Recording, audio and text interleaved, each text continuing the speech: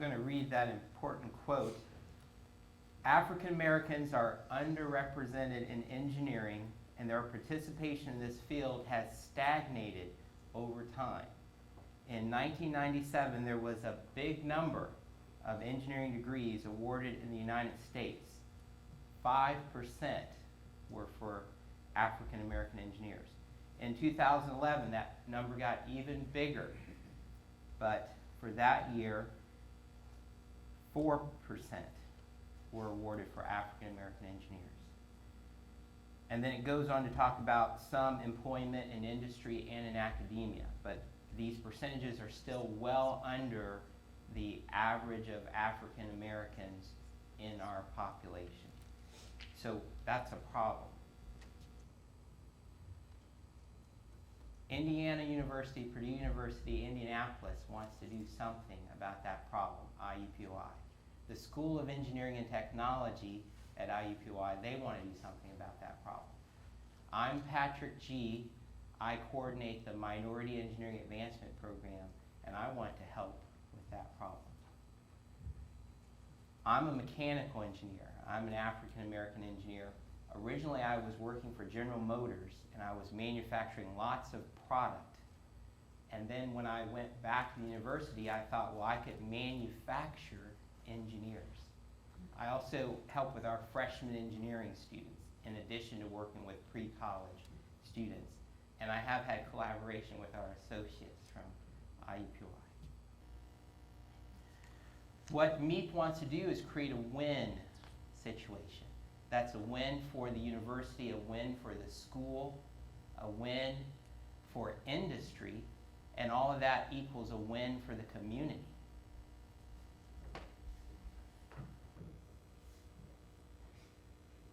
We do this in three main ways. One is to have some type of on-campus session, something in the classroom, in the laboratory, give those students a feel that they're on the college. They can obtain that university status. We also do that with industry sessions. So industry, we would go out to an industry on a bus, take a number of students, take some college students with us, and there they would see positive role models that they could understand this is what happens in that engineering and technology discipline. This is, of course, for our underrepresented populations, and again, our associates work quite a bit with public schools, and we try to capture that group as well. One industry partner, Milestone Construction. If you can imagine those students being there, putting on the vest, putting on the hard hat, putting on the safety glasses, using hearing protection. They're getting a feel for disciplines of engineering and technology. And these are 6th and 7th grade students. We have programs for middle school, high school, and even grade school. Another aspect is some type of competition, or we could say hands-on project. So we use a Rube Goldberg style project as one of the main projects. So students have to work in teams. They have to work with each other. They have to sketch their idea. Then they have to implement that idea, test it, and then present it. If we start thinking about those three components, on-campus activity, some industry relationships, some off-campus activity, the student recruitment, these underrepresented pre-college students, they are recommended by counselors, teachers, math and science teachers. So science, technology, engineering, mathematics, that's big for our program as well, STEM. As they're recommended, then the dean of the IUPUI Honors College on-campus activity, she wants to see these students. She wants to talk to them early on because she sees the benefit there. So that's a win for the university. The hands-on project, the competition, that Rube Goldberg session, that's actually something that we turn over to the underrepresented college students.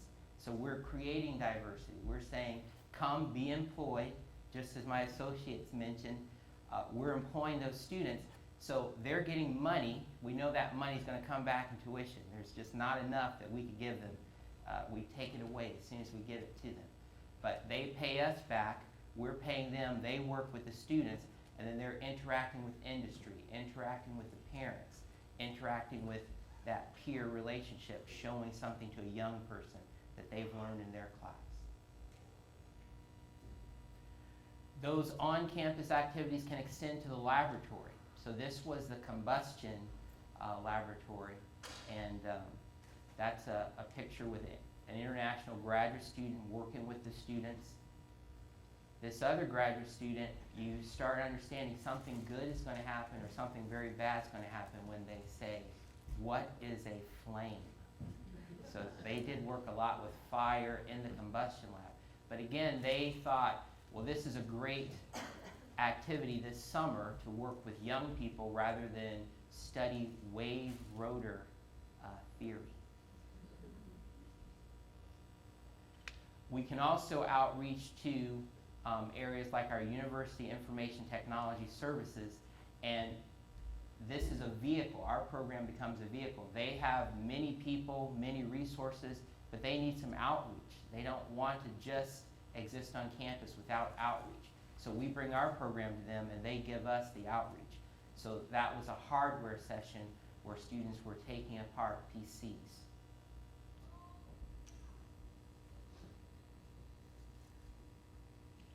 The activity continues with those industry relationships. So one activity is going to Roche Diagnostics. So we mentioned Milestone Contractors are out in the field. Roche Diagnostic gives a little different flavor.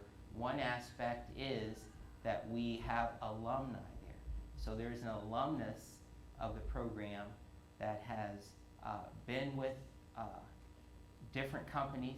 He was at Ford Motor Company. He was our liaison, so we took our students there. Years later, he went to Roche Diagnostic, so we connected with him again. We take our students there now.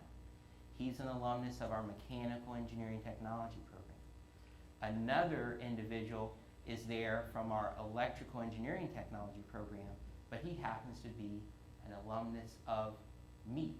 So he was a student that participated 6th grade through high school, had his internship at Ford Motor Company, then followed that other liaison to Roche, and so we have that connectivity. That's a win for the school. The external development and relations group is very happy with our program as we connect with those alumni.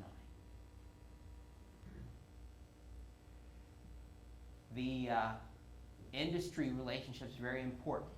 We combine that with the competition, that Rube Goldberg style competition. We were able to bring in afternoon industry participants, Johnson Controls, Rolls-Royce, 3D printing, and they work with student groups. So that was an advantage for us. Students were complaining about the groups. Students were saying, I want to work on my own. I don't want to be in a group. They didn't understand that years later they won't have a choice. That's why we don't have a choice.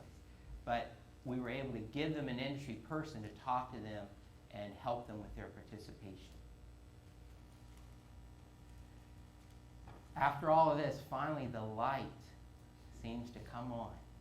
So the students were taken to Carrier Corporation, heating and air conditioning. Sometimes when we're going through the manufacturing, we're so concerned. You have fork trucks, but they've set everything up for us.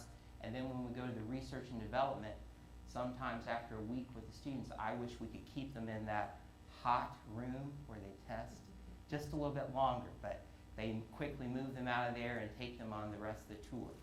This session, they also had them build flashlights. So they did a hands-on activity at the industry experience. And then the competition, a culmination. We get parents, we get students. We call other alumni to come in and judge. Students set up their presentation.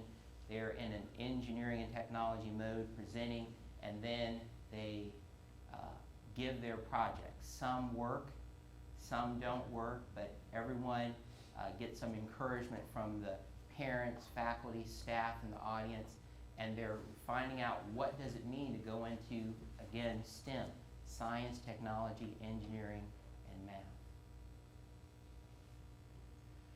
Also with the program, there are other activities such as a chair design, such as going to other companies. We're going to show you just a quick video that sort of brings all those experiences together.